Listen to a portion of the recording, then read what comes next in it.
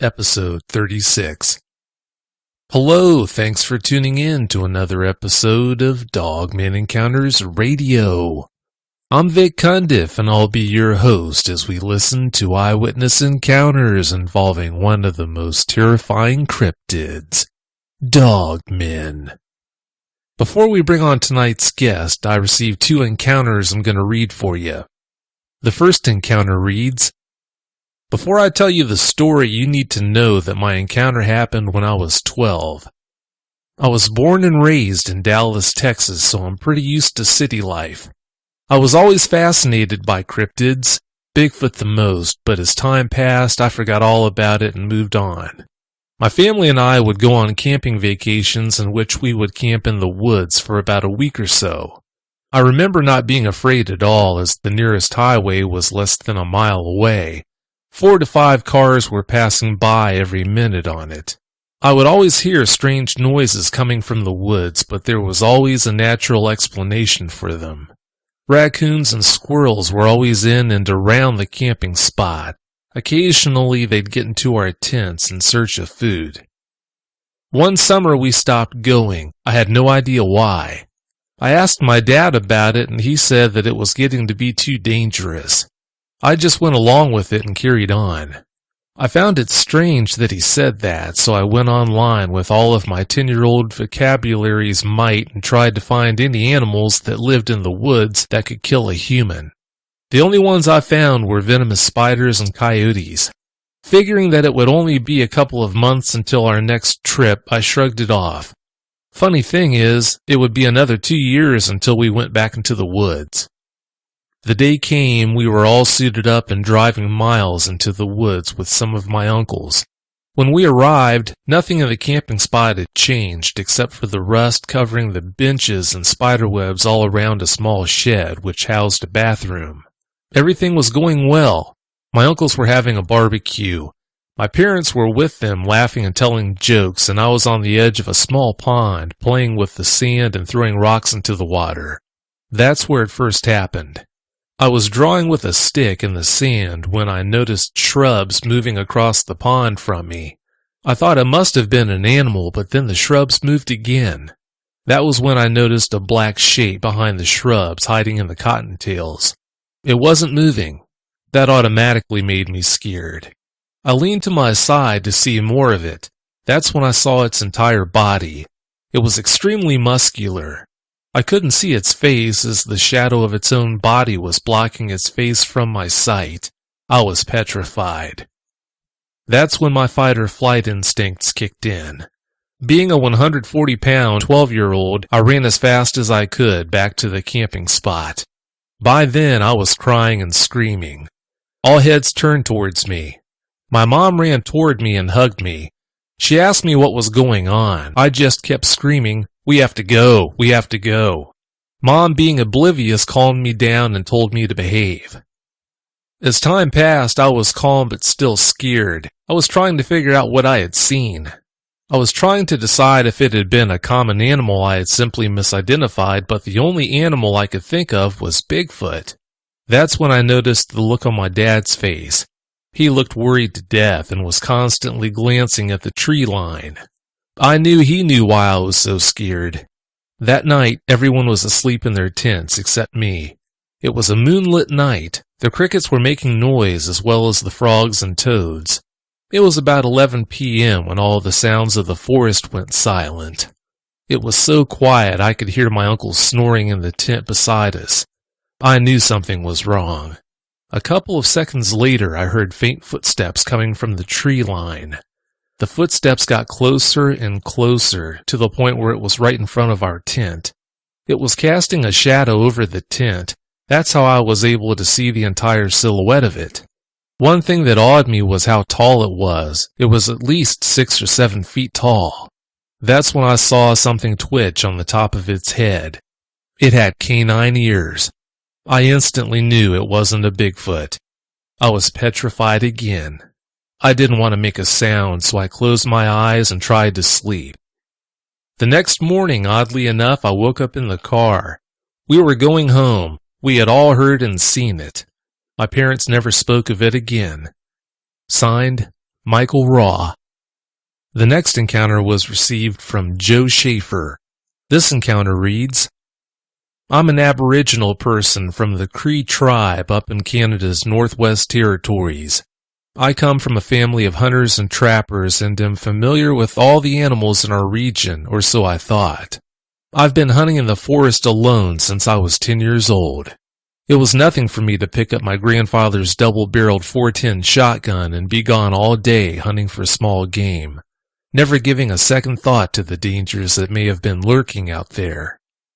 It was in the spring of 2002 when my second oldest son and I went hunting ducks at a location approximately 25 miles northeast of our community, at a place known to us as the Foxholes. It's a very large, swampy prairie area that goes on for miles and miles. It's an excellent habitat for waterfowl, and they usually congregate there in great numbers during the spring migration. The day we went hunting, my son and I were the only two hunters in the area. That was probably because it was a weekday and most people were working. I pulled my son out of school for the day so that he could come with me. It was about 11 a.m. when we arrived on site. It was clear and sunny with a mild breeze blowing from the north. We each proceeded to build a duck blind. My son set up his duck blind about a quarter mile away from me near a little pond facing the opposite direction to where I was. We hunted all afternoon and into the evening when suddenly we heard a very loud howling. The hairs on the back of my neck immediately stood up. I got up and looked in the direction the sound was coming from. It was coming from a nearby tree line directly behind us, about half mile away. This howling was like nothing I had ever heard before, and it wasn't coming from any animal I recognized. I looked over to where my son was and saw that he was out of his blind and on his way over to me.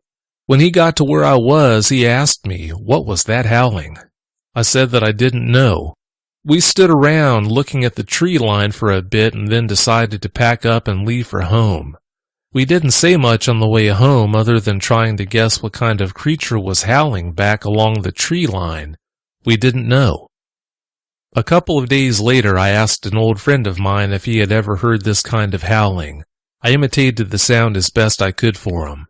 He said that last year on one of his canoeing trips down a secluded creek, he and this other fellow he was with heard something exactly like that. They were getting ready to bed down for the night in their tent along the creek when they heard the howl. He estimated that it was fairly close to them, but it was difficult for him to judge distance in the thick forest. He had never heard anything like that before either and couldn't connect it to any animal that he knew of. In conclusion, I have never heard that kind of howl before, and I haven't heard that kind of howl since. Whether it was a dogman or not is anyone's guess, but I'm not ruling it out. Anything's possible. We have miles and miles of forested area in the north where nobody has ever been, and any creature such as Dogman or Sasquatch can easily stay hidden, forever if it so chooses. Thanks for sending that story in, Joe. I appreciate it.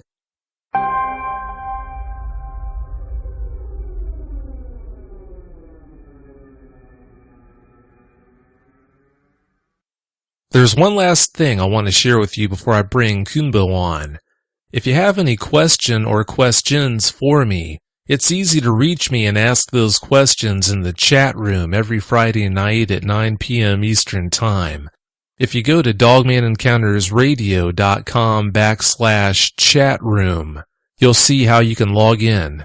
To join us in the chat and ask your question, it's really easy. All you have to do is either use your Facebook account to log into the chat, or if you go to chatwing.com, it only takes seconds to register and get your own account.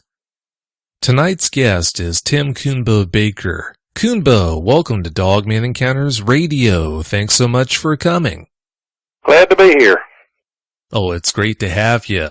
Before we go any further, I want to clarify something for the listeners. There are quite a few people that listen to this show that don't listen to Bigfoot-based shows, so they probably haven't heard you do a show before to know what the term booger refers to.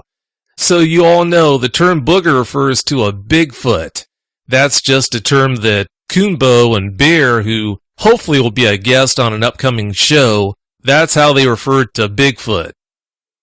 I had been hearing about the creature that we know as Bigfoot for decades before I ever heard the word Bigfoot. The first word that I ever heard used in reference to a Bigfoot was catamount. That's what my grandfather and my dad called them, was catamounts. People may doubt this, but I remember it very, very clearly when I was 3 years old. At that point, I was beginning to wander around some on the farm, and, and I would walk, even at that young age, I would walk about a little over a quarter of a mile by myself from our house over to my grandparents' house. And I was starting to, piddle around and stuff outside, and my grandfather took me back to a tree that was up on a ridge out east of their house, and he told me, he said, "Boy, you see that tree right there?" And I said, "Yes, sir." He said, "Those catamounts sit up in that tree and watch us. They watch the house. And when I come back here, they jump down out of that tree and they run off down in that holler right there." Well, a holler is like a draw or a little small valley. I remember I said, "Well, what's a catamount?" He said, "Well, that's a good question. It's sort of like a cross between like a bear and a monkey." And I thought, I really didn't know what to think about it. Well, sometime later on, my dad was talking about catamounts. I said, "Daddy, what's a catamount?" He said, "Well, it's sort of like cross between maybe a bear and a monkey with possibly some little bit of cat mixed in it or something, because it can climb like a cat, but bears can climb too. So I don't know, but but then the neighbors would call them boogers, and then some of them would call them haints, some of them would call them wild men, some of them hairy men, and some of them would call them no-heads. And as a matter of fact, there's a holler that goes up onto the corner of our farm called No-Head Holler, or No-Head Holler. And there's a road down there to this day right now called No-Head Holler Road. If you look on a topo map right now to this day, and you find No-Head Holler and follow it out to the southeast, and you go up over a shallow, a low sort of a rise, some people might call it a ridge, but it's really not much of a ridge. But then it goes down into a creek bottom out on the south of that. And that creek bottom is called Booger Bottom, because it's got boogers in it.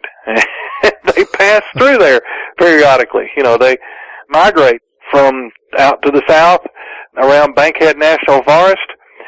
They stay there during the summertime, and in the early fall they migrate to the northward up along the Tennessee River. And they pass through Booger Bottom on the way. And they hang around along the river till about April, and then migrate back to the south into the Bankhead National Forest. That's something. I never knew there was a road named like that. Yeah, there sure is. I can send you a picture of it.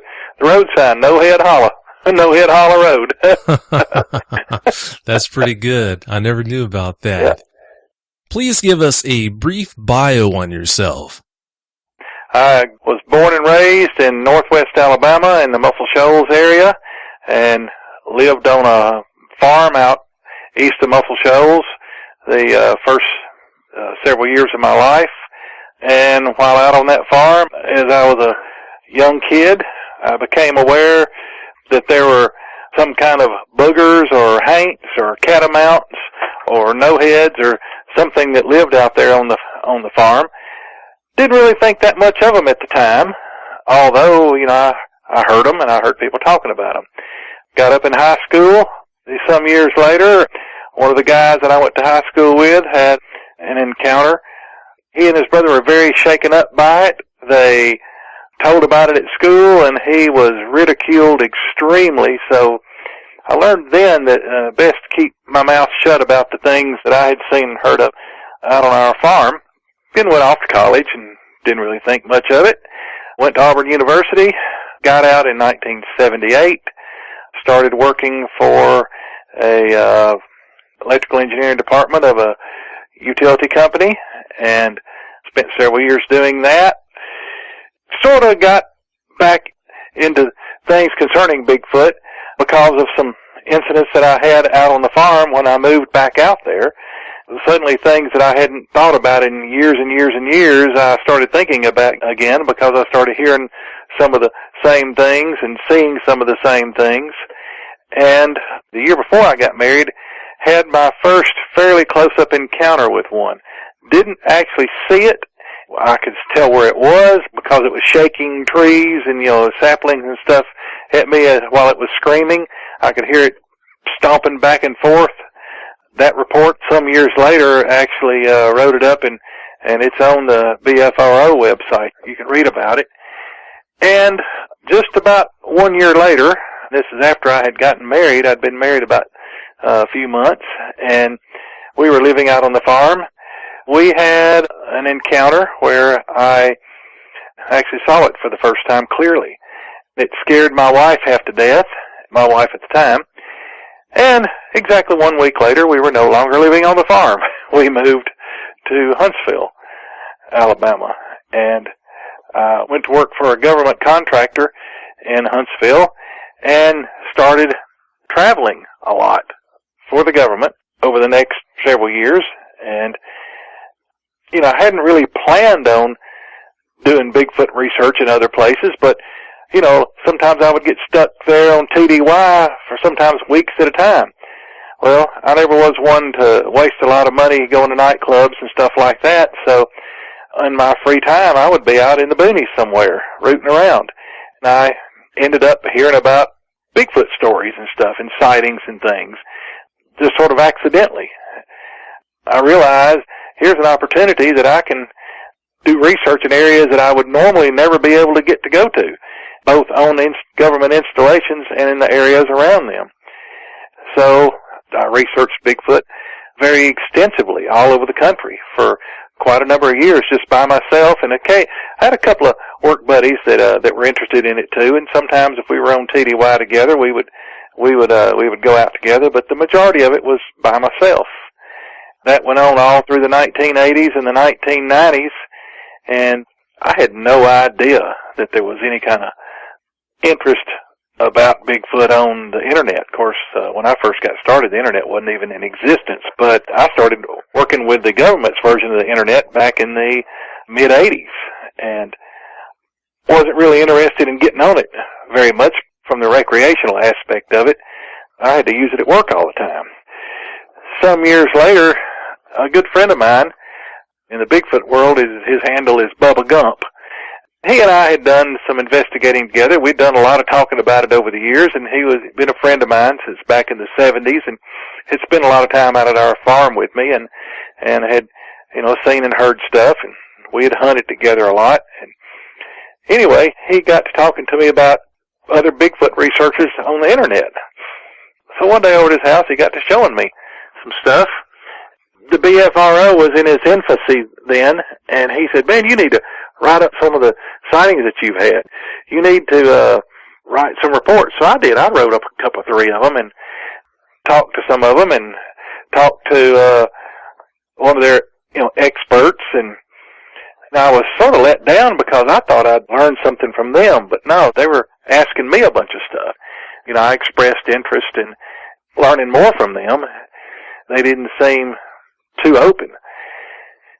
Later on, I heard about, from my friend, another Bigfoot research organization. I posted one of my sightings on their website.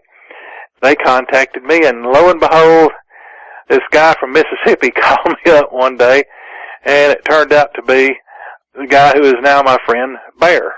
And that's how he was introduced to me. He said, "Hi, I'm Bear." Well, I'd known a few folks named Bear over the years. I was talking to him. I said, "Man, here's somebody that's just as bad a redneck as I am," because he sounded just about like me. Anyway, I talked to him a little bit. Talking to him was quite a bit different. I realized that he actually, knew something about them. We talked enough times over the phone about different things that I thought, I might actually be interested in going out in the field with this guy. He's pretty sharp. I'd like to see what he knows. And as it turned out, we had an opportunity where we could both go on an investigation on this lady's uncle's farm where they'd had some activity. So we went over there, and that was the first time that I ever was in the field with him. It didn't take me very long to figure out that he knew Boogers. We hit it right off, and he and I have been running together ever since then. and that was back in around 1999-2000 time frame. Backing up somewhat, during my time with the government, I started out working in the nuclear business, working on nuclear power and propulsion equipment. We're talking about nuclear power plants and nuclear-powered ships and submarines and such. I was traveling around to the locations of a lot of nuclear power plants, as well as going to some places where we were doing some research on safety-related equipment that's used in nuclear plants. In '83, the commercial nuclear business in this country sort of went down the drain due to the 3 Mile Island accident. Things were sort of drying up there, so I had an opportunity to get more into the military side of the house. And while there, working on a lot of military projects, I became aware that NASA was doing some hiring. A bunch of the old engineers that had brought NASA through the Apollo days and stuff, the ones that hadn't already retired, were retiring, and NASA was hiring big time back then in the early 80s. I'd always been interested in the space program. I went and interviewed, and lo and behold, they hired me. That started a whole other round of traveling, going around different parts of the country. They sent me back to school. I had to get a bunch of engineering certifications that they wanted me to have. So we were constantly going around to different places where there were various experiments and things like that being built that went on the shuttle. I worked in the Integration Operations and Test Requirements branch. We were the guys that worked with people that were wanting to fly experiments on the shuttle, and we worked with them to help them build it where it was flight-worthy, and then we tested it, and we figured out how we were going to integrate it and install it on the shuttle. And we worked with the astronauts, training them how to run the dadgum experiments. So I was traveling a lot. In my free time, I was out Bigfooting when I could, if I wasn't in the middle of some big city somewhere. Even if I was in a big city, on the weekends, I was gone to the boonies. That went on all through the 80s and into the 90s.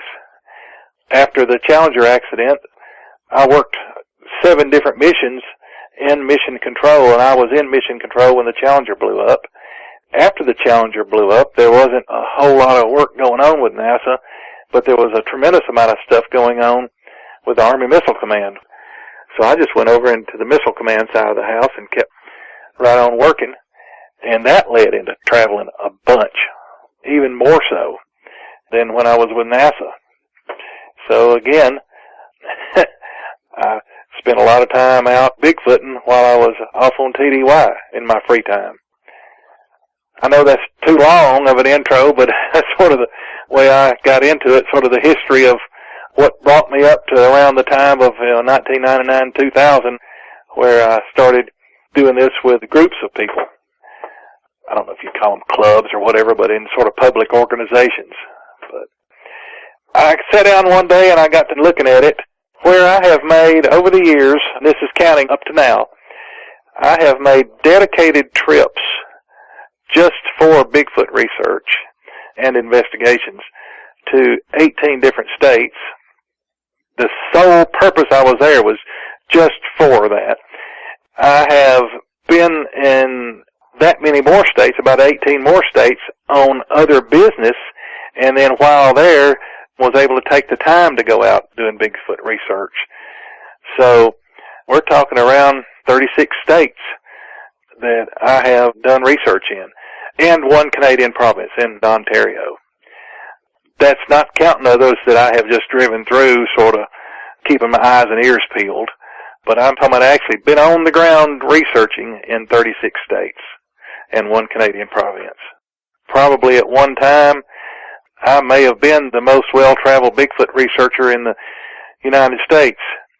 Since then, the guys that do a lot of these TV shows and stuff, they've covered a whole lot more ground than I have. But they haven't been doing it as long as I have. I've been around. I've got to tell you, Coonbo, if my life depended upon seeing a Bigfoot, if I had to pick 1 or 2 guys to go out with to accomplish that, you and Bear, without a doubt, would be the guys that I would look up, because in my opinion, it doesn't get any better than you guys. You've been doing it so long with such good results that it's just hard to argue with that. You probably knew this, but I wanted to share this with you just in case you didn't. Did you know that it's because of you and Bear that I got into the whole Dogman research thing in the first place? No, I didn't know that at all. It's because of Bear that I got into podcasting, but it's because of both you and Bear that I got into this Dogman thing to start with. I'm honored and humbled. Well, you've inspired a lot of people, a lot more people than you'll ever know. I've been talking to people that have mentioned you, I don't know how many times. Well, I try to tell it like it is, and I don't claim to know everything. I've just been around enough, and I've kept my eyes and ears open enough. I feel blessed that I had a father that taught me at a young age, and my mother also encouraged me as well to, really pay attention to nature, pay attention to what's going on around you. And my grandfather, too. I had a really good foundation in the wild, and I was able to apply that towards something, learning more about something that was, complete mystery to me through a large part of my life. And by no means do I know everything about them. No way. It seems like a lot of times the more I learn, the more questions I have. It leaves me totally scratching my head that I can't figure out. And this Dogman thing is one of them. I had heard a little bit of rumbling about them, and I got involved in an incident where I really firsthand heard about the Dogmen from somebody who had actually seen one.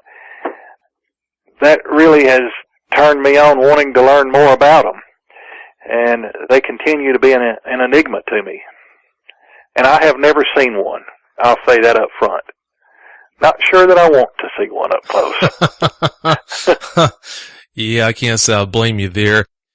Coonbo, I've got to ask you, for the longest time, you didn't even believe in Dogmen, or as I think you call them, dog-faced boogers. What made you change your mind on that? Well, actually, I called them more like werewolves. I think it was Bear that called them. I think Bear might have been the one that called them dog-faced boogers, but I had heard them referred to as werewolves. Well, I thought it was a bunch of hooey, that it was just old wives' tales or something, the Loot Guru and all that. I just didn't really believe it. And as many hours and as much time as I had spent in the woods, I'd never seen one. I'd never run across anything that made me think one was out there. I had never seen any tracks that were unusual, from other Bigfoot tracks, things, something that I couldn't identify. I just didn't believe it. I'm sure you know about all the reports out there of canine-type dogmen with the backwards-looking legs. What's your take on that? I have seen tracks of dogmen on multiple occasions. And I have seen the tracks when I was able to talk to the people who saw the Dogman. And I know enough about anatomy of different things to understand how people talk about the backward legs. They're not backwards. They're still made sort of like ours, but I think the difference is whether they're plantigrade or digitigrade or something. I'm not sure how to pronounce it. The plantigrade is more like what we have. In other words, we walk with our heels on the ground. The digitigrade is you walk with your heels off the ground. The tracks that I have seen that I know were Dogman tracks were all digitigrade. You could see the ball of the foot, behind the toes. You could see the toe prints, and you could see claw marks. The first time I saw those was when I was taken to where two ladies had a sighting of one that morning. They took me there and showed me where it was, and I found the tracks. I found where the tracks went up the side of a bank. They didn't see it do that. They didn't hoax it or anything because they didn't see it make those tracks. Where it was across the road is where I found these. But it was in the direction of the line of travel that the ladies said that it was going. They had seen it come up on the east side of the road, and it stopped as they went by. So I just went across after investigating there where they saw it stop, and I looked back down the hill, and I could tell where something had come through the grass. Well, I just naturally went to the other side of the road and started looking, and I found where it had scaled the bank. That was the first time I ever saw the tracks. I can give you more detail on that sighting later on in the interview. But later on at Land Between the Lakes, I found digitigrade tracks with claw marks on the toes. Now, there may be some out there that walk plantigrade. I don't know. But I can tell you this. Look at a dog. My German Shepherd just got up and he's walking over here to me. All right. Dogs, their back legs are digitigrade. Now, as you come up from their pad, their leg goes backwards. And what looks like a backwards knee joint isn't. It's the equivalent of our ankle. And then it breaks back forward. Then their knee is up higher against their side. It's not down below them like it is on our body.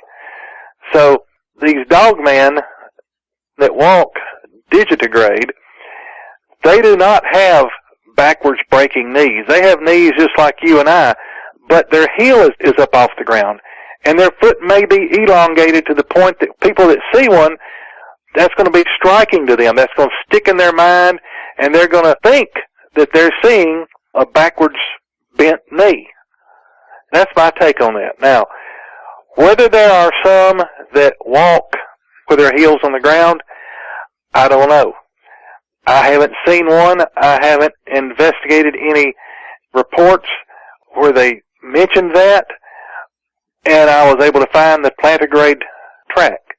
I have never investigated a report where they specifically said that it walked.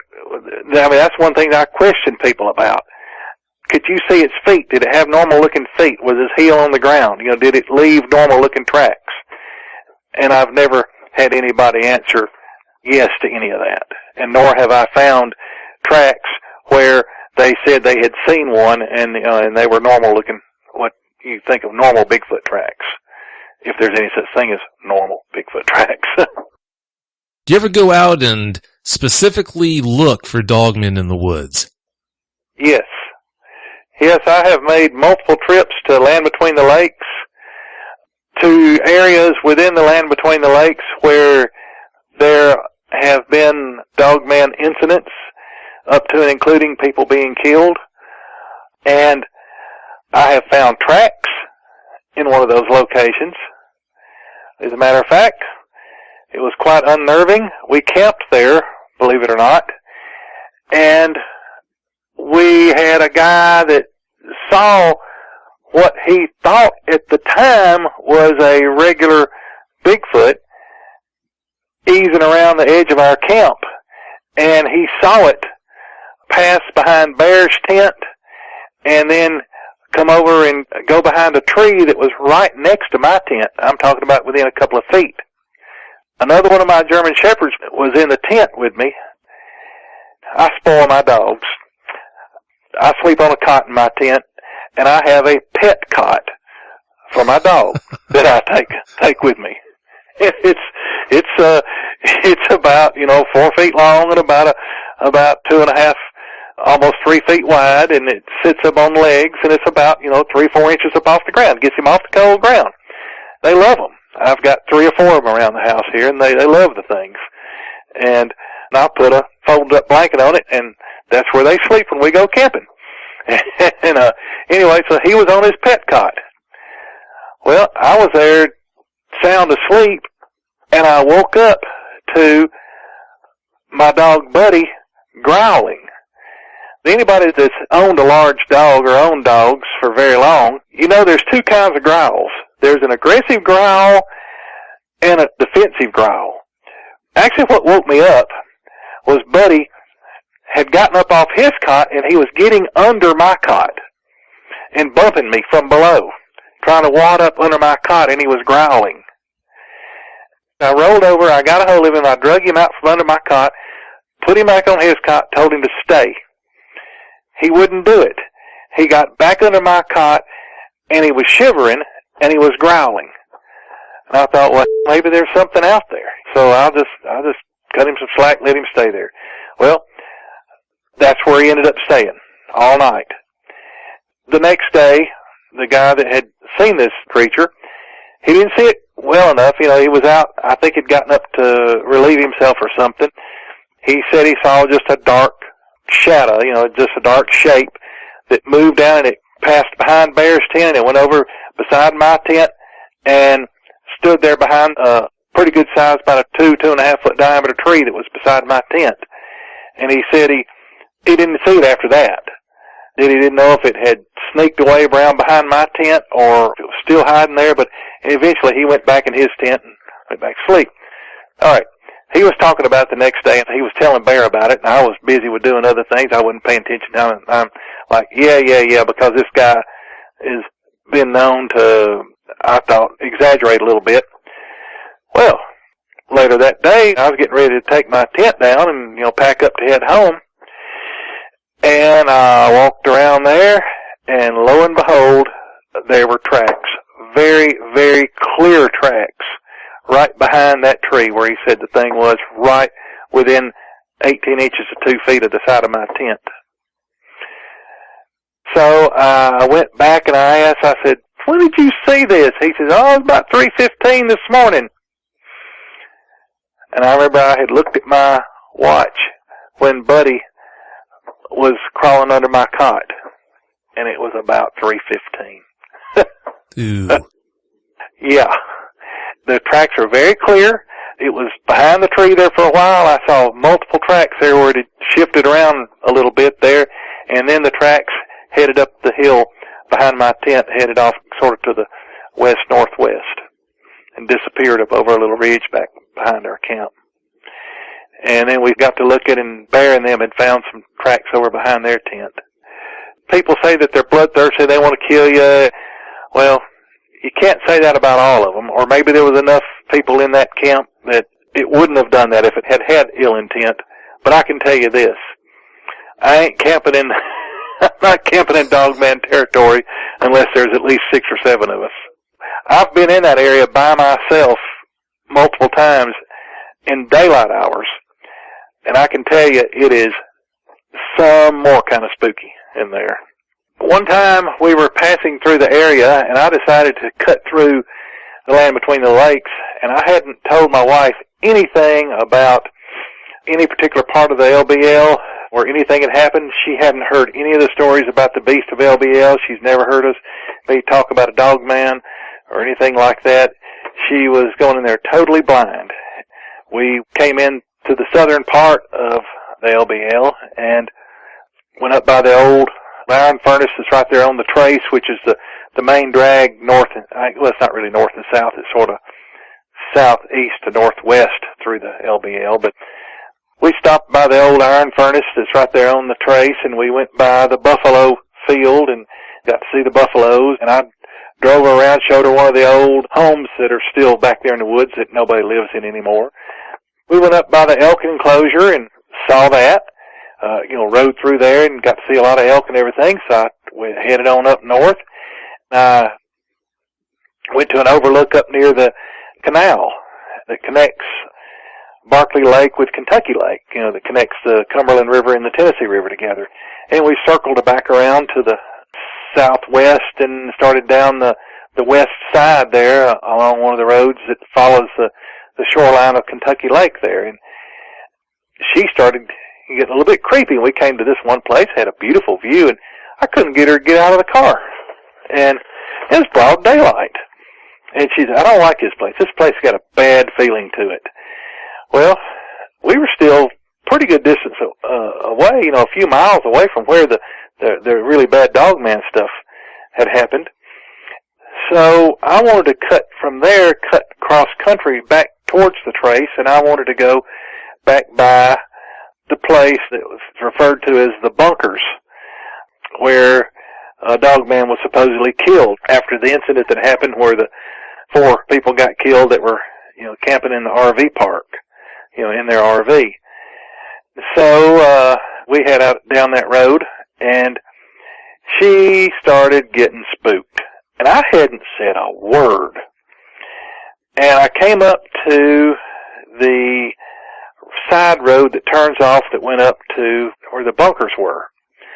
And I wanted to go up in there to see them. She wouldn't go. I said, would you mind sitting here in the car and if I go? She said, you better not get out of sight of this car. And she said, don't you leave me down here. She said, this place is bad. She'd never been to a place where she felt like that before. She was totally spooked, and I hadn't said a word about anything.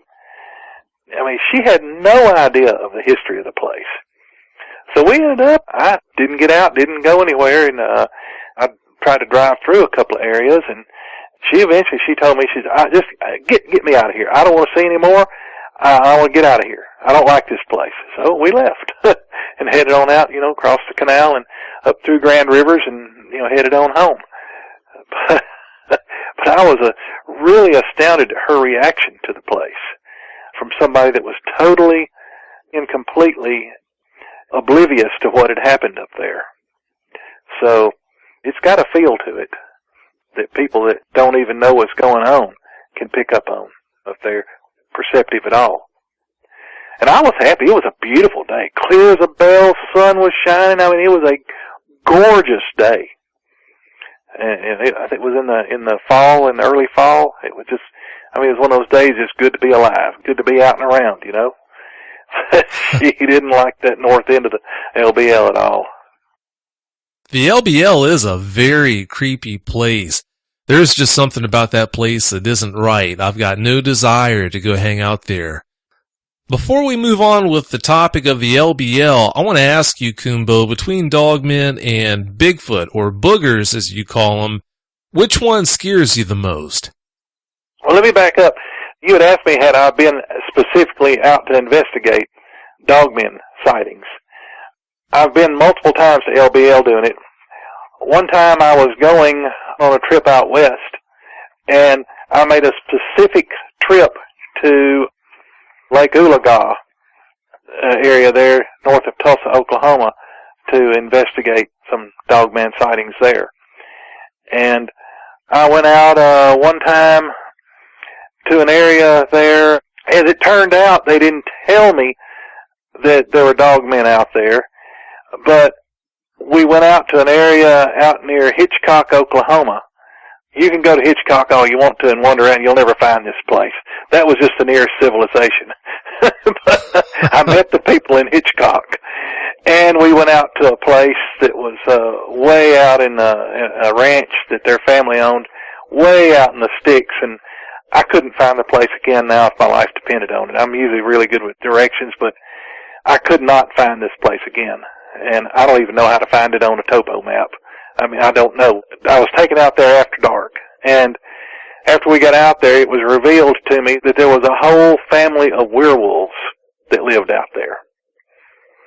And we actually camped out there. Yeah. And I never saw or heard a thing. Killed 2 rattlesnakes, and that was it. Never saw or heard a thing. And Bo never alerted. Bo was with me on that trip, and he never alerted, so I don't know.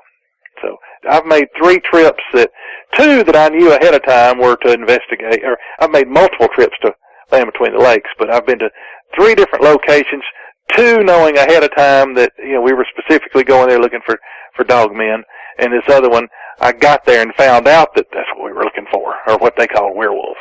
But I'm sorry for interrupting. Now let's go on to the next question that you had started asking. Between Dogmen and Bigfoot, or Boogers as you call them, which one are you more afraid of? Dogmen, absolutely positively. Why is that? Well, I guess historically, you hear about a lot more stories of people disappearing or being killed, and it is suspected that regular Bigfoot, either type 1 or type 2, had something to do with it.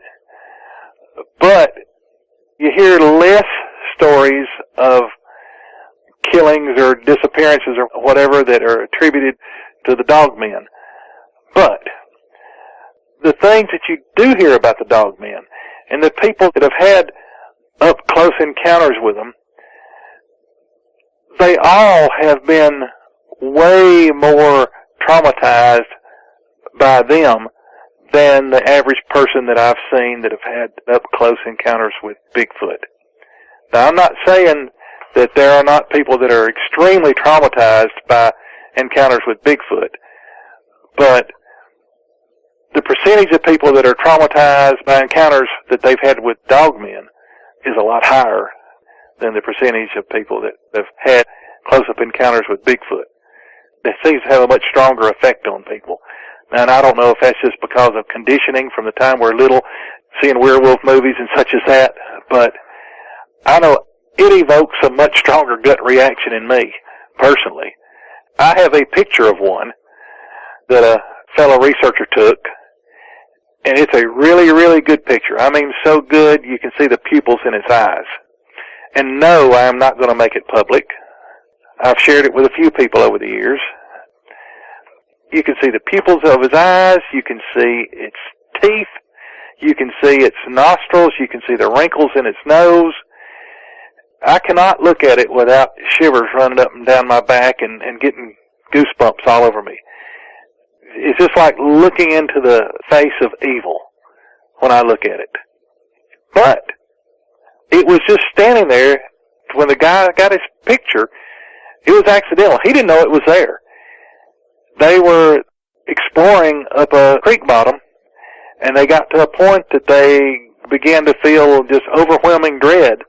And he said it got to the point that he could not make his feet go any further. He could not pick his feet up and put them down to go further up that creek. It was that bad.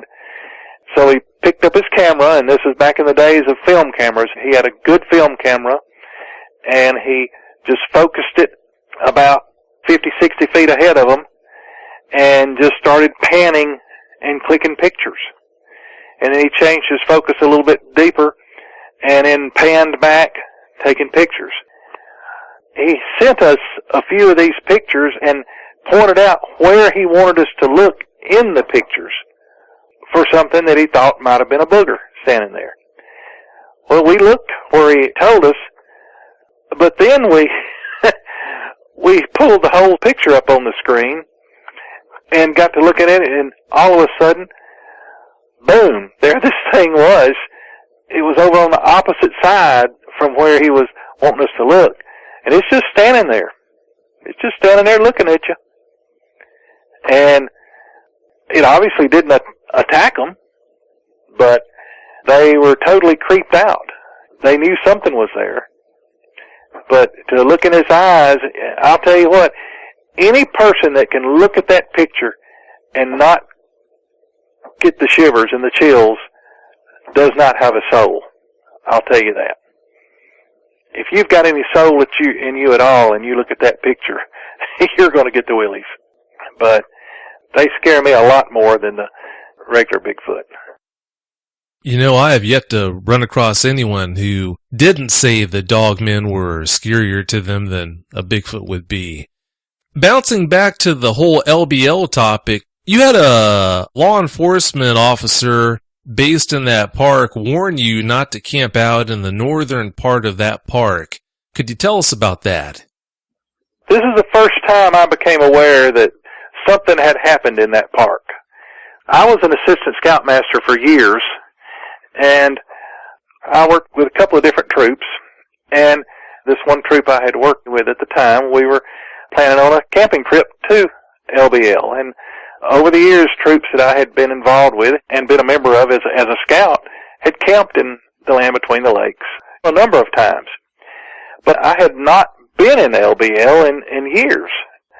So a guy that I knew that was a law enforcement officer for the Park Service, and he had been at another national park, and I had heard that he had, a couple of years before, 2 or 3 years before, that he had transferred to the land between the lakes.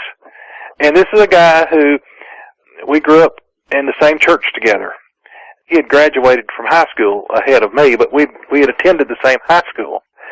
So I contacted him and told him that, we were planning on bringing our troop up there to the LBL to go camping, and it was asking if he could recommend a good place for us, that would be fun. They have a lot of stuff for the guys to do.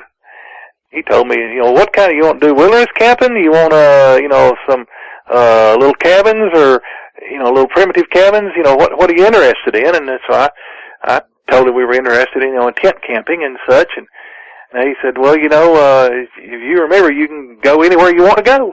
All you got to do is just check in at the gate when you come in there. But you guys don't need to be doing a bunch of backcountry hiking or camping anywhere north of the elk enclosure. Well, why? Well, there's been some stuff going on up there that, I'm not at liberty to tell you about right now, but I'd suggest, several other places. Well, he told me this, one particular place, and we thought, oh, okay, well, I said, that looks good. I had an old LBL map, and I found it on the map.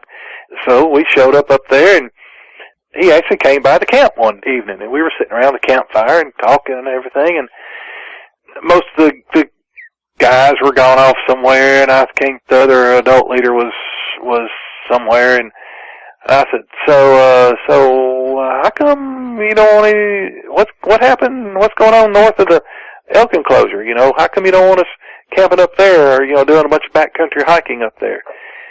He looked around, and he says, well, he said, I got involved in the investigation of a guy that got killed up there. I said, really? And he said, yeah. And I said, well, what happened? He walked up on pot growers or something? He said, no. He said, this guy was killed by an animal of some kind. And I said, really? He said, yeah, absolutely. And so I said, tell me about it. So he told me, and he related as how this guy had come up there and he was bow hunting. He had camped, and there was a side road that went off the trace back to the east, and there were some green fields down this road.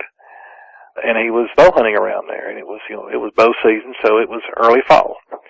Well, he was going to be in there 2 or 3 days and then come home. Well, he didn't come home when he said he was going to, so his wife had called up and said that her husband gone up there bow hunting, and he was supposed to be home the day before and hadn't shown up.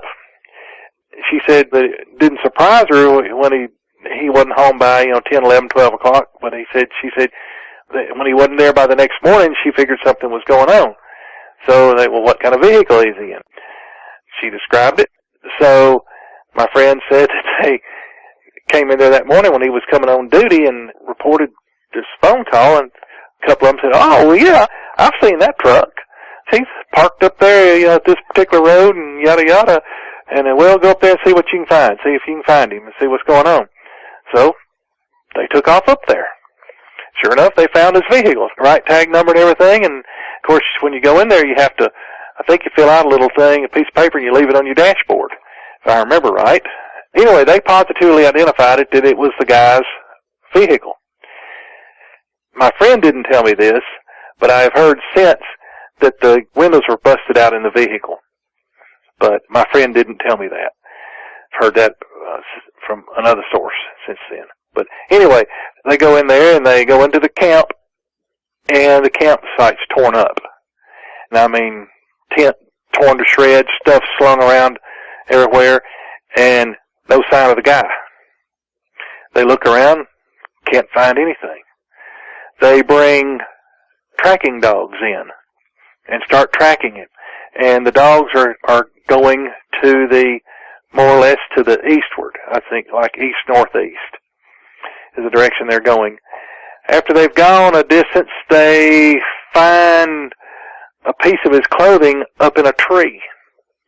They find various pieces of his clothing strewn around various places, several of them up in trees, which is unusual. They eventually found his body, very mutilated, laying in a field.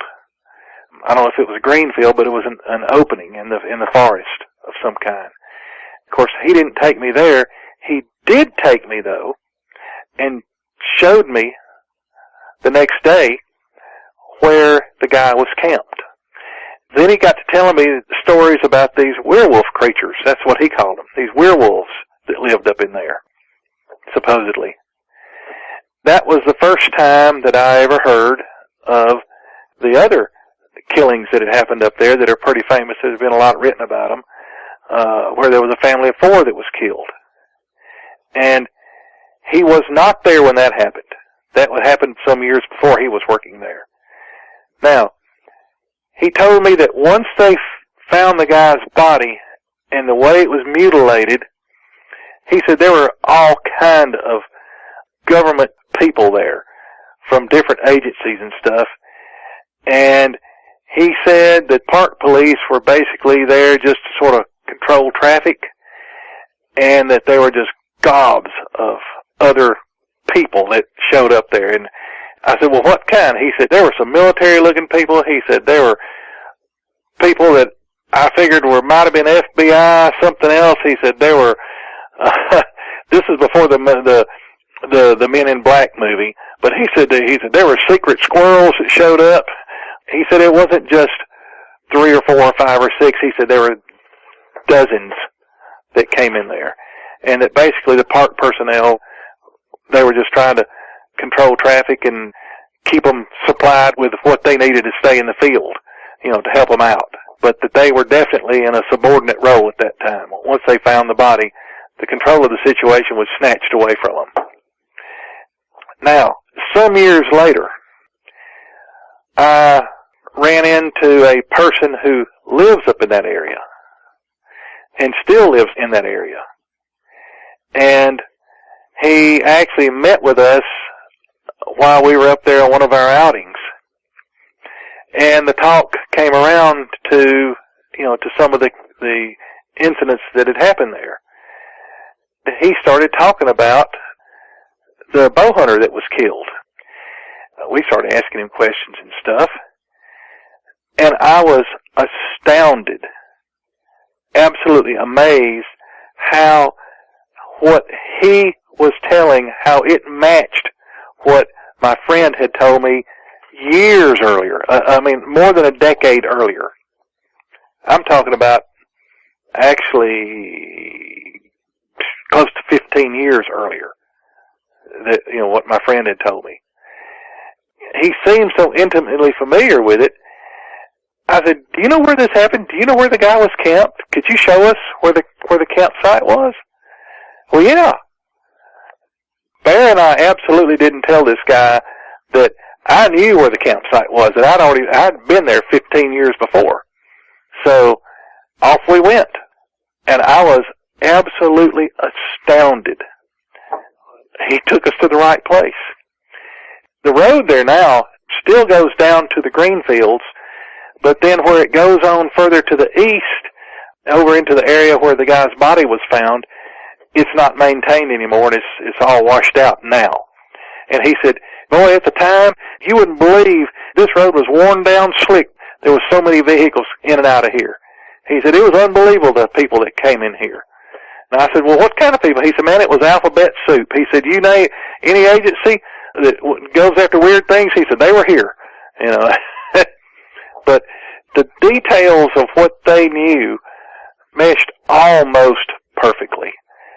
So I'm totally convinced that story is true because of from 2 completely different sources that didn't know each other and still don't know each other. And we're looking at this thing from 2 totally different points of view. Now, what he told me about the original killings, that I wouldn't say the original ones, but the more famous ones of where the family of 4 were killed up in the old RV park. He told me a fair amount about that, but again, none of that information was first-hand information because he was not there when it happened. Everything he knew about it was what he had heard from his coworkers that were there and from other people that he had talked to that were natives of the area. And he knew quite a bit about it. And a lot of what he told me meshed pretty good with what, and I think the lady, I can't remember what her name was right off the top of my head. I'm not going to say it because I can't remember for sure what her name is, but there's a pretty famous narrative of what went on during this incident. Doesn't take too many Google searches to find it, and it's, you just search under the Beast of LBL and you'll come across it. But what my friend told me meshes pretty good with what that lady wrote. Now, I'll tell you one thing. There's a lot of people talk about an area they call the bunkers. And there are pictures of the bunkers on the internet. And I can tell you 100% for sure that those are not the correct bunkers. The concrete structures that are out in the woods that people say are bunkers are not. I think they're old safe rooms that were left over from houses. They're old root cellar rooms. I know for sure there's one of them out there that has a cistern in it. There's been pictures of it on the internet calling it a bunker. I was taken to the real bunkers, and there are some stories out there that the bunkers were built after that incident where the family of 4 got killed. That's not true. My friend doesn't believe that, and I don't believe it. He showed them to me, and I think those bunkers were already there, and I think they were probably built as part of some training exercise for maybe a National Guard unit or something that went on out of Fort Campbell, Kentucky or something.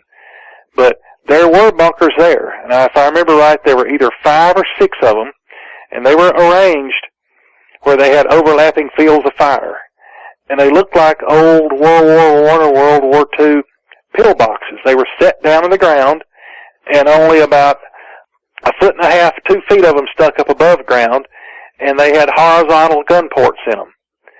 There were steps going down into them, and at one time they had very heavy steel doors on them. I actually saw the things. When my friend took me up there, they were still there. And they were not where the structures are that people call the bunkers nowadays. I have been back to that place multiple times. I was taken there one time by my friend. I went back later on my own, by myself, and I looked at them, and my conclusion is, based on the way they were arranged and everything, that they were arranged in a defensive position. The fronts of them, the gun ports, were pretty much all facing in the same direction. That's why I think they were built there as the training grounds or something. And it's not unusual to find military training facilities on public government properties.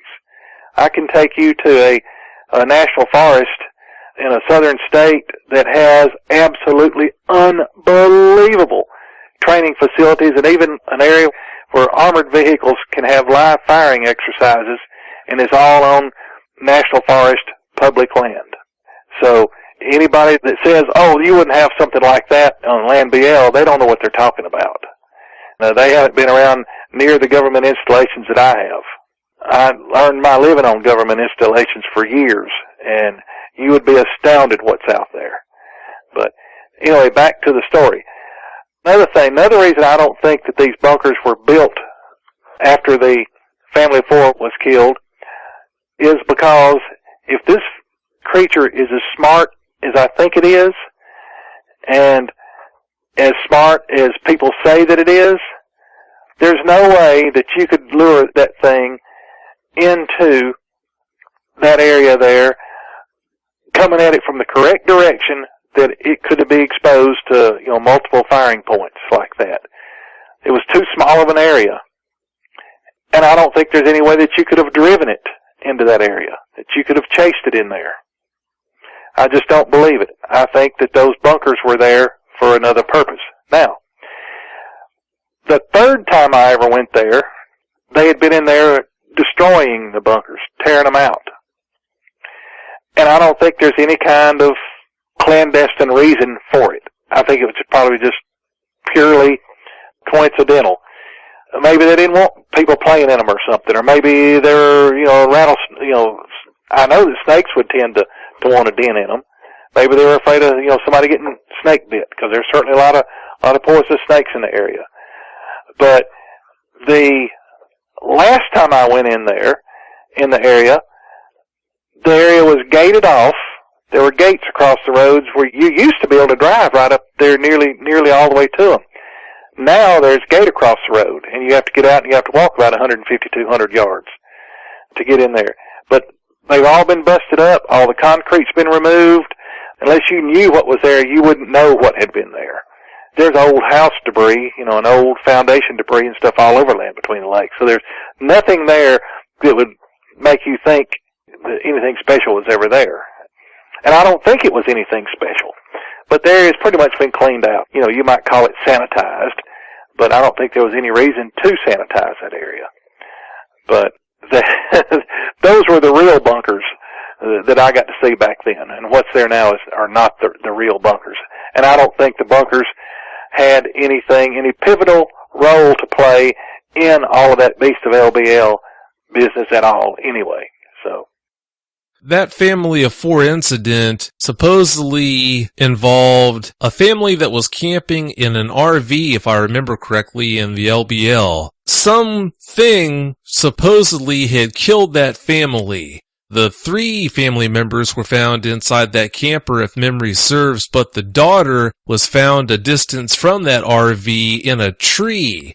And the remains that were found were pretty grisly. It looked like a wild animal had attacked that family and ripped them apart. Now, as far as that family of 4 incident compared to the bow hunter incident goes, I do believe wholeheartedly in that bow hunter incident. I heard about that some time ago, and I have yet to hear anything about that incident that makes me skeptical about its authenticity. But I can't say the same thing about that family of 4 incident, and I'll tell you why. As the story was told, supposedly 2 police officers that were on scene for that investigation. Those 2 police officers, when the feds and other law enforcement agents that superseded them arrived, those 2 police officers were told to leave the scene. If you believe the story, those 2 police officers drove some distance away from that crime scene and decided to stop at a gas station and talk to the woman who wrote about that incident and brought that incident to public knowledge. Where I find somewhat of a fault with this whole story is it's awfully hard to believe that these 2 police officers, after having been sworn to silence by the feds before being allowed to leave that area, it's awfully hard for me to believe that they would have gone and told what they had seen and witnessed to the very first person that they came across after leaving the scene of that crime, if it really did happen. I'm not saying it didn't happen, but when you consider that fact, it's hard to believe. If one part of it seems like it might not be true, for me it's kind of hard to believe that the whole story is true. I could be wrong, but that's just how I see it. Well, like I said, my friend got his information about it second and third hand, and God only knows how many hands. My information I got out of it has been through even more hands. But now reading the story, I've read the story multiple times. And the lady that wrote the story worked in a local grocery store. I think it was an IGA. And supposedly, the investigation had been going on for a while. I don't think days and days. But there had been officers there at the crime scene for quite a while. The guys were either sent away or relieved or whatever. And if I remember the story correctly, as it's written, and this can be verified by looking online, that they stopped by the IGA to get something to eat. And I don't know if they had a snack bar in there or a little deli in there or whatever, but they stopped by the IGA, and they were sort of just taking a rest, and they were sitting outside the store. Both of them were in mild shock. They were talking amongst themselves, and they were very shaken up. And this woman worked there, and she knew everybody in the area. And she was coming or going out of the store and saw them outside there, and they were obviously visibly shaken up. She asked them what was going on. They sort of got to shaking their heads, and in all our years of law enforcement, we've never seen anything this grisly. We've never seen anything like this before. Well, what? I don't know if they didn't tell her then, or I can't remember enough details of the story to tell you this, but you can look it up and read it yourself, or anybody can that's listening to this. Doesn't take much research at all to find it. But eventually the story came out, what had happened.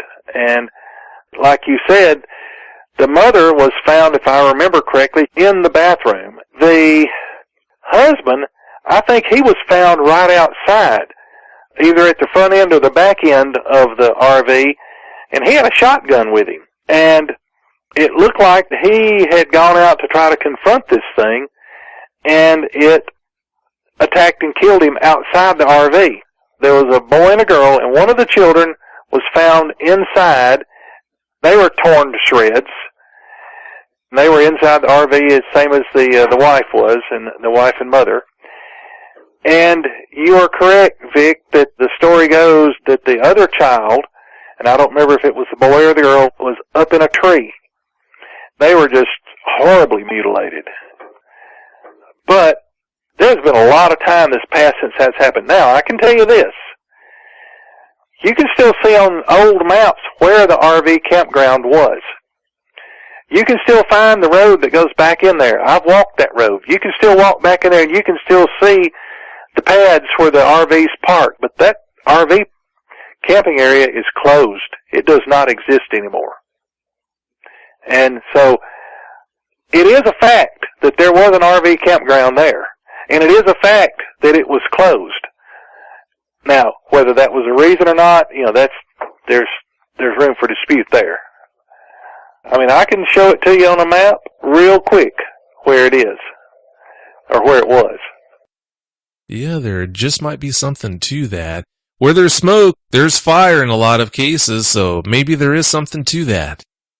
Now, the area that people called the original bunker area, and the reason I think it got drug into all of this was because it was less than a half a mile away to the west from that old RV park, and from where the people were supposedly killed.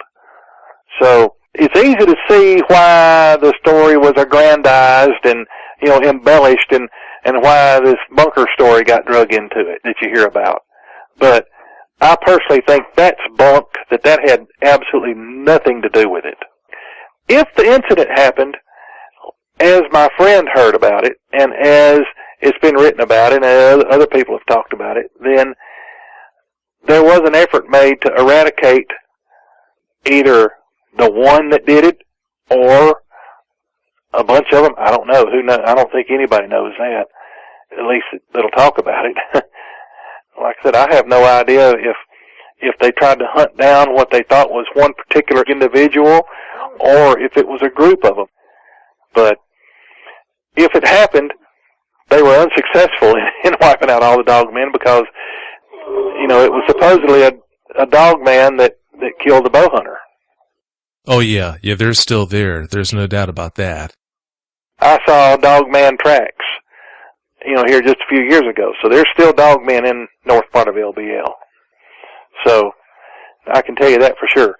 Now, I believe that there are still dogmen in the land between the lakes, certainly in the northern part. I have been out multiple times during daylight hours and at night looking for these things, and there are enough differences in the way they conduct themselves. They don't respond to calls like regular Bigfoot do. They do not reveal themselves as openly sometimes as other Bigfoot do. I have not laid my eyeballs on one. And, I have been blessed with seeing quite a number of type 1 and type 2 Bigfoot, the patty type as well as the southern swamp ape type that we call the type 2. I've seen both kinds on multiple occasions. But I've never laid my eyes on a type 3 or a dogman. I don't want to see one up close. I've had one close to me, but I didn't know it was there. I knew something was there. I just didn't know what it was.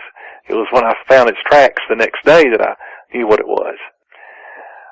but I have not laid my eyeballs on one, and I'm not so sure how I would react if I saw one up close. But the consistent thing that I have found in researching them and talking to eyewitnesses is the descriptions are pretty dadgum close. In fact, descriptions are more consistent than they are with regular Bigfoot. And this is over a wide area of the country. You know, I've talked to eyewitnesses in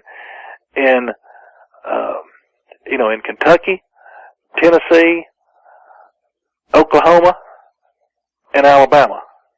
Well, actually, I've talked to one in Arizona as well. And the descriptions are very consistent. Let's focus on some of these investigations you've done that you just mentioned right there. Would you mind telling us about the encounter that those two deer hunters had?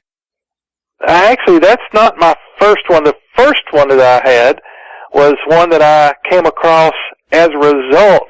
The deer hunter incident I came across as a result of investigating another one.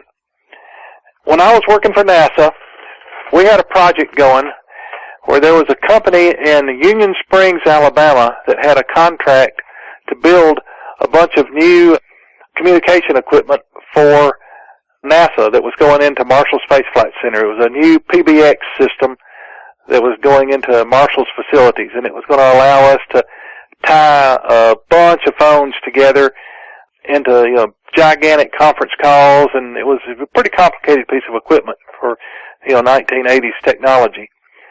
This is in 1984. Union Springs didn't have a motel or anything, so I was staying down in Torrey, Alabama, and driving up to Union Springs every day. They had a bunch of very highly skilled people that worked for me there, and they were all very good electronics technicians and such, and very sharp people. I was surprised at the caliber of people that were working at this installation. Anyway, we were working 24 hours a day, and I was in charge of the day shift. We worked from 7 to 7. And we were having a handoff meeting that morning, talking to the night shift guys as they were going off. And there were two ladies that worked for me that were also from Troy, then they rode to work together. They had shown up just a little bit later than usual, and they were obviously very upset. And I could tell that one of them had been crying. I mean, it was very obvious that, her eyes were all red and puffy, and they were both, actually they'd both been crying, but one of them still had, wet tear streaks down her cheeks, and you could tell they were both having a hard time keeping it together. As we're getting the reports from the shift going off, and I'm giving out the work instructions for the day, who's going to be doing what, these ladies were very preoccupied, and they couldn't concentrate on what I was saying, and I knew something was wrong. I figured that they'd either been in a wreck, or somebody close to their family had just died, or they had seen a bad wreck, and something really catastrophic and traumatic had happened to them. So as soon as I got done and everybody started to head out onto the shop floor, I said, hey, come here just a second. So we walked in the office, and I shut the door, and I sat down. I said, y'all have a seat. I said, what's going on? What's the matter? And they looked looking back and forth at each other, and, well, we'd rather not say. And I said, look, I can't have you out on the floor working on this kind of equipment in the shape that you're in. Do you need to go home and need to take care of some personal business? Well, no. And I said, well, look, you can tell me anything. Anything you tell me is not going to surprise me. And anything you tell me, I'll hold in 100% confidence, and it will not go outside this room unless, without your permission. And nothing you can tell me is gonna blow me out of the water or jeopardize your job unless you tell me that you've been selling plans to the Russians or something, And that got a little bit of a grin out of them, and they said, well, you're not going to believe this, but we saw a werewolf on the way to work this morning. I said, you did, really? And, yeah. And so So I revealed to them, that I believed in Bigfoot and that I'd heard people talk about werewolves and invested a lot of time in investigating Bigfoot. That opened them up a lot more. They were willing to talk about it.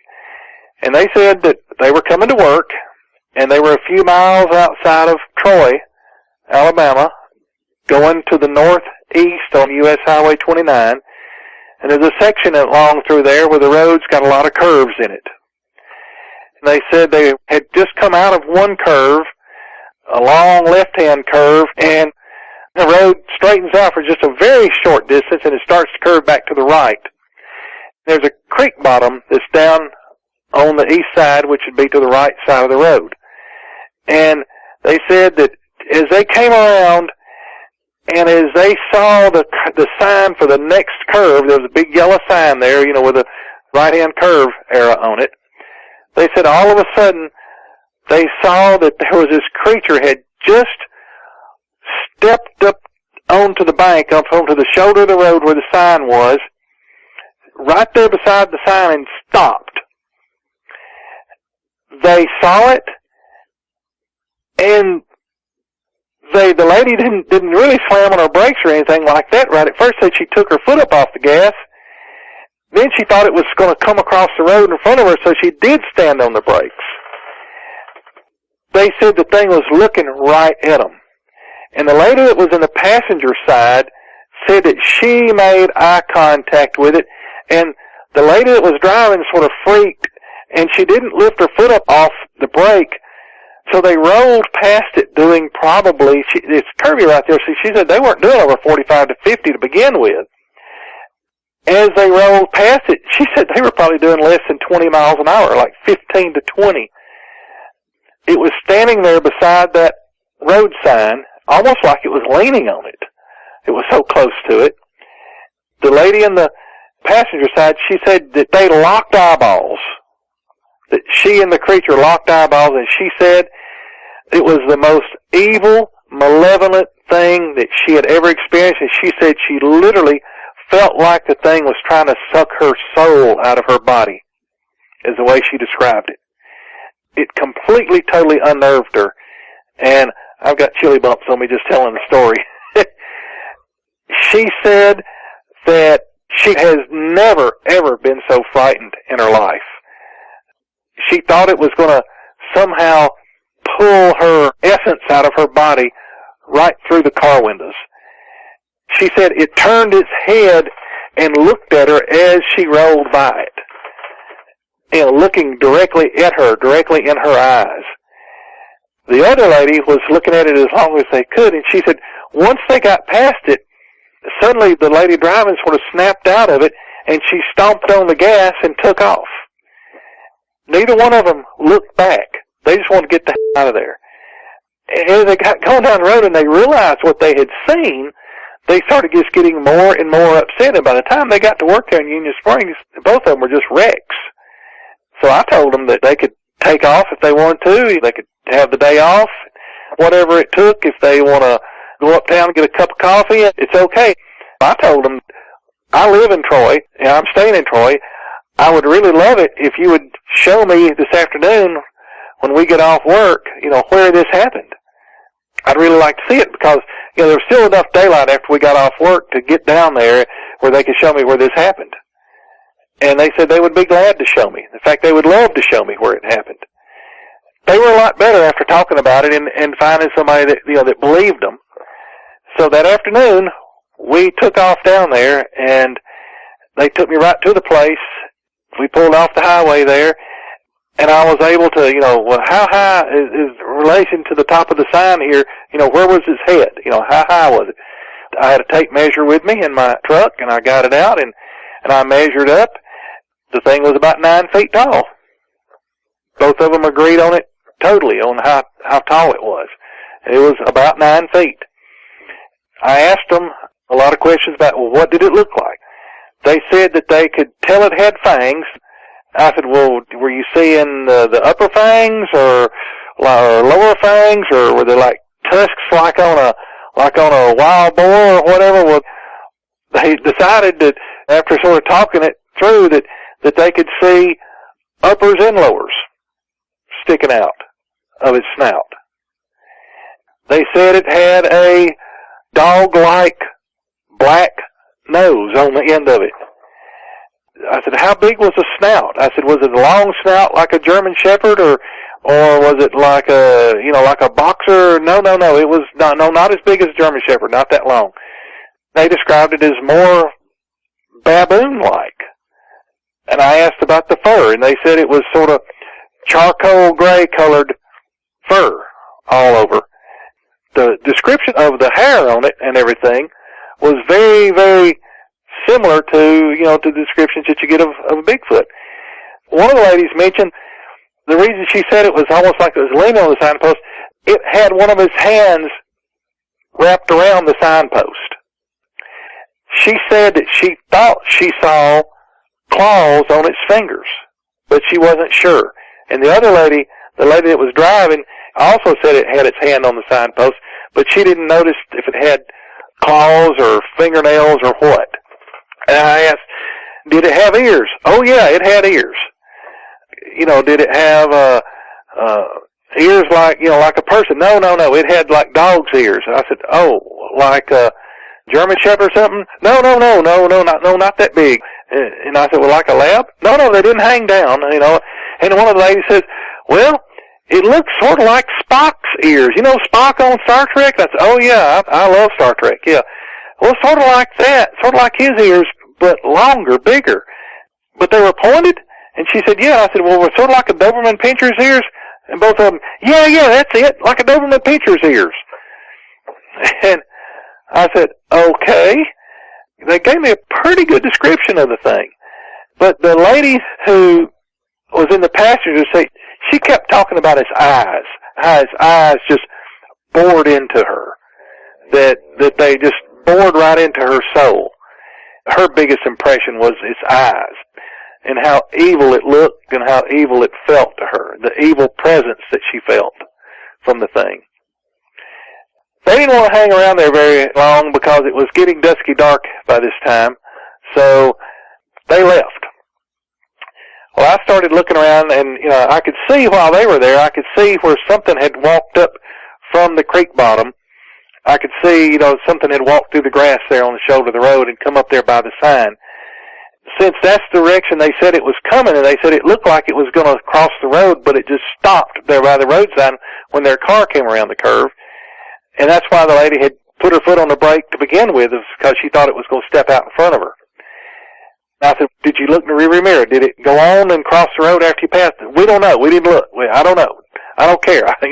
We just wanted out of there. So after they left, I went across the road. There's a very steep dirt bank there. Not a rock bank. It's not blasted through rock. It's cut through dirt, clay deposits, and maybe there's some, little bit of rock in it, but it's mostly just dirt right there. This bank is. Right there, it was 13 feet high. From the bottom of the shoulder to the top of the bank was right at 13 feet. About head high on me, right at 6 feet off the ground. In fact, I measured it was 6 feet up. I found a track. And what I found was, I could tell it was the ball of the foot, and there were 5 toes, not 4, there were 5, but they were very distinct claws. And they looked like pretty good-sized claws. The claws looked like they were probably a good 1.25 to 1.5 inches long. And on each toe. Oh, I also found at the bottom of the bank where it had kicked off. There was sort of a scuff, but I could tell where its claws had dug into the ground there. And its next foot hit, like I said, was about 6 feet up.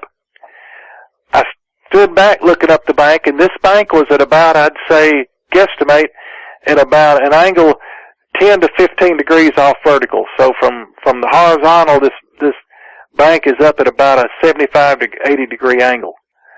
Something like that. I'd say somewhere between 70 and 80 degrees. Alright, I looked and I could see another track up just below the top, just below the lip of the bank. So I went around and got up there. By this time, it was beginning to get a little bit dusk on me, so I took a flashlight with me, just in case I didn't need it. I found where the track was, and I looked at it from the top down, and again, it looked just like the other one, except I could tell it was the opposite foot. And I think the first one was the left foot that I'd found there about head high, and the second one was the right foot, if I remember correctly. And it looked just the same as the first track, 5 toes and, prominent claws. I looked all over the lip of the bank there, the top of the bank there on the hill. I found nothing. I found no further tracks at all. I did find one place where I could tell the grass was mashed down, and I found a broken limb. And it wasn't a broken limb that had been grabbed and twisted. It was just had been incidentally broken as the thing went into the woods there, headed, roughly westward. So I was really, really, really impressed with how it had scaled that bank in 2 steps. That really impressed me. The fact that a 9-foot animal could scale that bank. By the way, back to the description of the animal, I asked them what they think it weighed. Both of them said over 500 pounds. Ooh. Yeah. And they described it as very muscled, that you could see the muscles under its hair. They said the muscles were very highly defined. It was very athletically built. Now, they didn't describe the gigantic, humongous shoulders like a lot of people describe on Bigfoot, but they said that it had very highly defined muscles all over it in its arms and legs and chest. Now, when they saw it, it was not totally bright daylight yet. This would have been at about 6:15-ish, something like this, in the morning when they saw it. In fact, the lady said she still had her headlights on. But she said she didn't really need them. She kept them on because they were prone to hit little patches of fog and stuff like that as they were coming to work. But she said right there it was not foggy.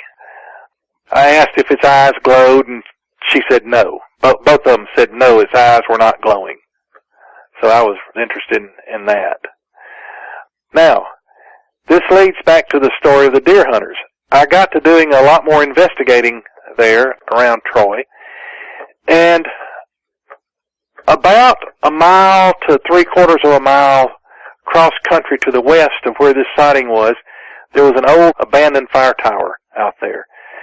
A lot of the kids and other people used to hang out there at night and build campfires, and they'd build them a bonfire and sit around the bonfire and drink beer and tell stories and such. There were a number of stories that I came across of people who had been out there playing music and stuff like that, and they would get screamed at or roared at or something. They would shine their light around. They see eyes glowing at them real high up off the ground, or they could actually see eyes glowing in the outline of something big. So there'd been a number, and actually some people actually said it was, that it was a Sasquatch or a Bigfoot or something. I came across numbers of reports around that old fire tower. Then I heard one. These guys actually wrote it up later and posted it on somebody's website. This happened on a piece of property that's between the fire tower and where the ladies saw the Dogman. If you drew a line on the map from the curve sign where the ladies saw the thing to the old fire tower site and drew a straight line between it, this was about halfway and just very slightly to the south of that line. As best as you could navigate cross country there, it was right between the 2 sightings. 2 guys were deer hunting on one of them's family's farm. One of the guys had been back in the woods and got the creeps and felt like that something was watching him or stalking him or something, and he had even heard some grumbling and growling. Never did see anything, but it spooked him enough that he came out of the woods and went to the truck and got in the truck and locked himself in and sitting there. The other guy's still in the woods, and he stays till after dark. But about the time he starts to come down, he starts getting the creeps and feeling like something.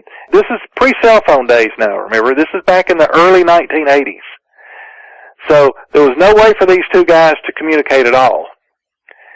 And he had no idea that his bud had been back at the truck for several hours waiting on him. So the guy comes down, he's got the heebie-jeebies, and he hears something pacing him through the woods, following him, off beside him.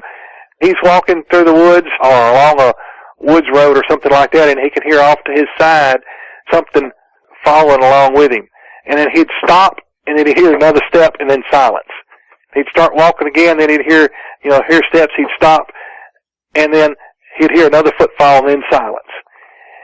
It got him so scared, and he also heard some grumbling noises as well.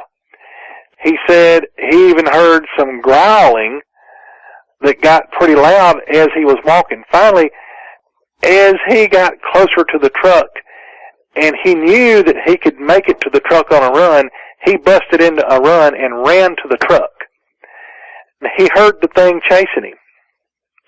And he ran to the truck and piles in the truck, and there's his buddy already in the truck. And as you can imagine, it didn't take very long for him to decide that it's time to get the hell out of Dodge. So they go hauling out of there. He fires the truck up. By the way, he was the owner of the truck. And so he got the truck fired up. They hauled out of there. As they were leaving, they heard the thing start screaming at them. And they heard it over the noise of the truck engine. They go hauling, and this field is pretty wide open. It was just a hay field. And it was pretty smooth, fairly flat, although it is a slight downhill slope. But you could go pretty fast across it, and that guy was flying. They got to a gate. Somebody had to get out and open the gate. Well, one of them jumps out and opens the gate, and they hear the dadgum thing coming. They could hear it getting closer. They jump in the truck, and they haul. In the second pasture, they can't go quite as quick. They get to that gate. They knew as fast as they were going and as far as they had gone at a high rate of speed to get to the first gate, as quickly as it was coming up on them, they knew there was no way that they could be very far ahead of it when they got to the second gate. And they didn't even slow down, hardly just ran right through the gate. Just busted the gate open with their truck and kept right on going. I talked to one of the guys, and he was just extremely shaken up. It took quite a bit of cajoling to get his other buddy to talk. Now, neither one of them saw the thing well. They just got glimpses of it. But they all described that it was growling like a huge dog, like a huge, mean dog. They both described that when they did get little glimpses of it, they felt like it was something just horrendously evil, and that it intended to get them. They both thought that it would have killed them if it had caught them. But I had to back up, and I'd said, if it had really wanted you dead, you wouldn't have made it out of the woods. Well, it was chasing us, it was going to kill us. I said, well, it wanted you out of there, and it was just making sure that you got out of there, and making sure that there was no mistake that he wanted you out of there. But you never can tell. You don't know what it might have done.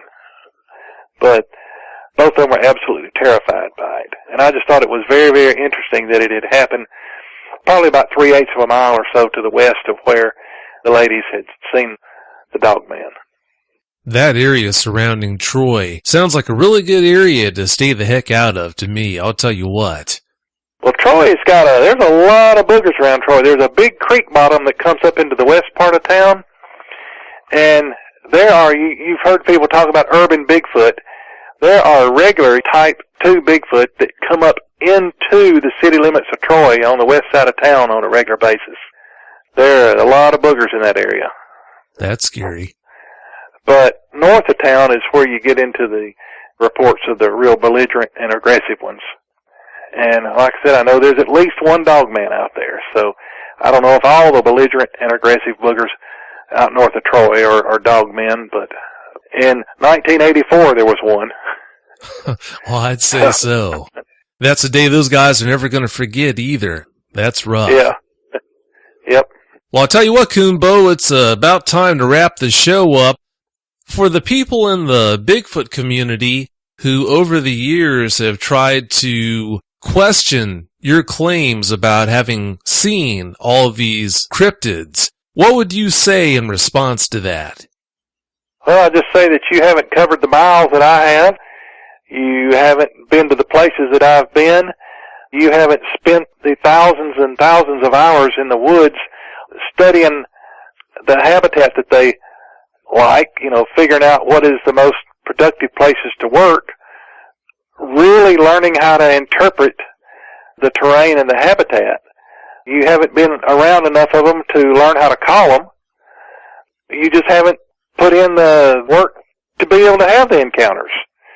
I'll have to say this, that I've heard people say this, and at first I didn't know what to think of it. I thought it might have been sort of hooey, but once you've seen one or two, they're easier to spot. And I have to say that I believe that now. Once you're attuned to them, you know what to look for. You notice things out there that other people walk right past and never see. I mean, there's a lot of Bigfoot sign out there, but you learn the kind of sign to look for that's fresh, that is indicative of recent activity. I can show you gobs of sign where Boogers made a twist or, done things a year or so ago, but he's not there, or he's done something just passing through. You gotta learn that, number one, the kind of place to look, and then when you're in those places, you've got to be able to sort through you've got to be able to see the fresh sign and come up with what's going on then. Like right now, I could take you places where we can stomp all over there. I mean, we can look all over there and you won't see a thing. Nothing. Absolutely. You won't see anything, won't hear anything. Come back in 2 months, and I guarantee you that I can show you, you can hear them, might even get lucky and get to see one. I mean, I've had a number of people that have actually had Class A sightings with me. And same thing with bear.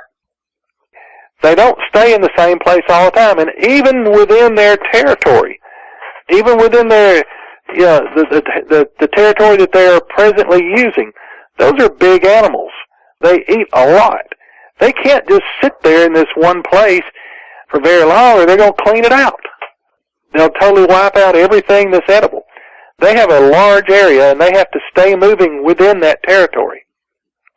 That's why when we go researching, we listen carefully. We don't go into an area blasting a bunch of calls and stuff.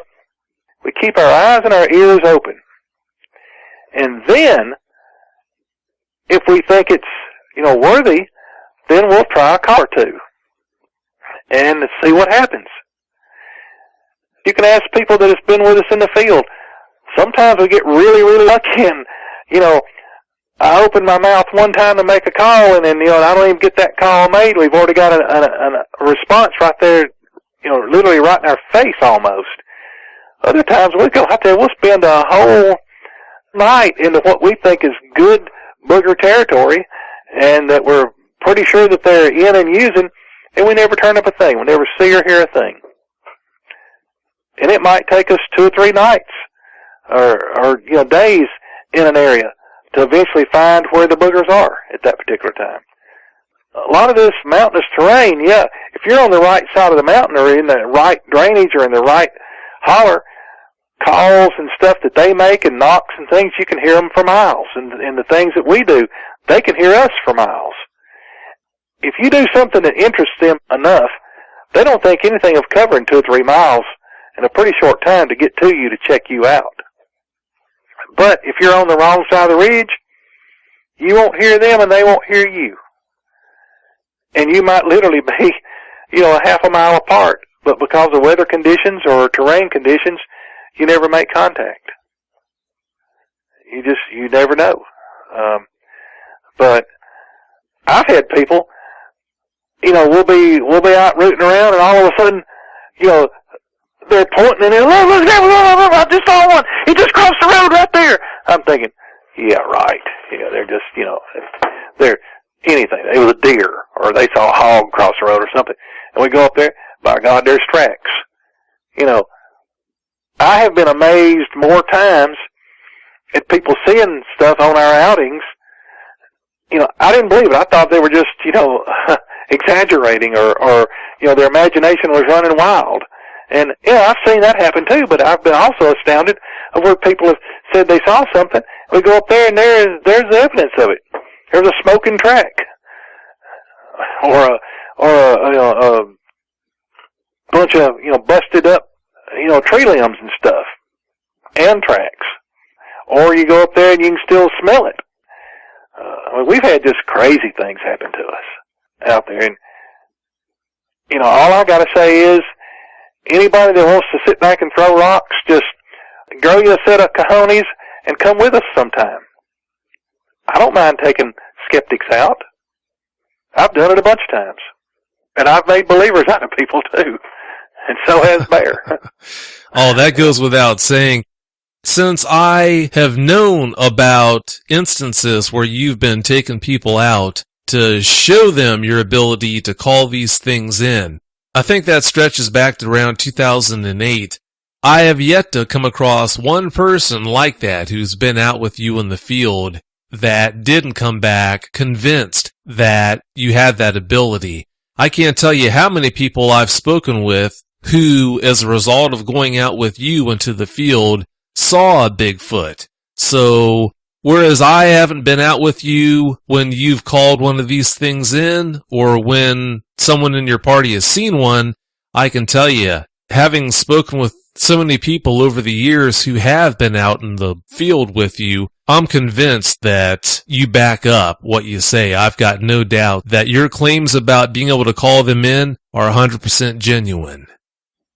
One of the best proofs that I had a German guy at work that was giving me in front of everybody.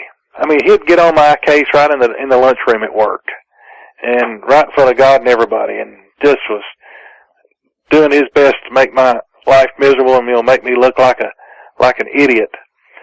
So I knew the guy. He had a big ego.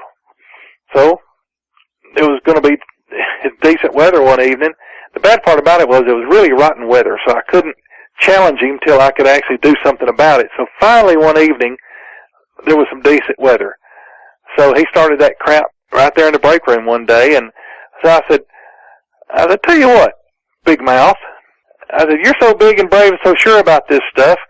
Why don't you just put your money where your mouth is and go with me this evening? He said, well, I can't stay out all night, and we have to work the next day. He said it in his, I can't imitate a German accent, but I said, I'll have you back home by 10 o'clock at the latest. I said, I might even have you back home by 8. This guy was single, so I knew he couldn't use his wife or his excuse or anything. I said, we're going to get in the truck, or we can go in your car, whatever. We're going immediately after work. Oh, no. I said, well, then if you ain't got the to get off here and go with me and just see, then you ain't got any right to be throwing rocks at me, to be trying to, make me look like a fool here. You don't go, you're a yellow-bellied coward wimp. You want to run your mouth, but you're not willing to back anything up. Well, that got him. And everybody, a bunch of people, ooh, So, I'm just hoping and praying that the Boogers will be around somewhere down there. And, so we got off work and we got in, my truck and he said, I'm not taking my car. Of course he had I think he had an Audi or something like that, being a German, and he went, I'm not driving my car down there. So we got in my truck and off we went.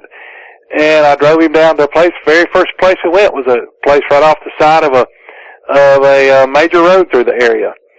I pulled off, and it's an area where the boogers have always been quite active, even during daylight hours. One of the few places that we could pretty consistently get responses to our calls, even during the daylight. We pulled off. I let loose with a call. I didn't even wait. This place there is one of the few places that I'll go into and won't even, cool my heels for 20 minutes before I call. We just got out of the truck, listened for maybe a couple of 3 minutes, and I let loose with a call. And he said, I know one of the first people I heard out of him, God verdammen, he's let loose, some kind of German cuss word. And the really good part about it was almost instantly I got an answer. But it was a way distance away, but he heard it. That's the main thing. He said, what was that? He said, was that one? I said, yes, it was. And so I waited a little bit, and I called again. It instantly answered again, and it was obviously closer. Even he could tell it was closer. We waited, and before I called again, it called again. And again, it was very obviously closer coming towards us. So I gave it a short answer back, and normally there is a big culvert under the highway there, and normally they come under the highway in this culvert, and then they circle around under a high bank, sort of to the west of us. And this is in the area that you've heard Bear and I talk about, we call AP Road. Old Pucker Road. That's what we call this place.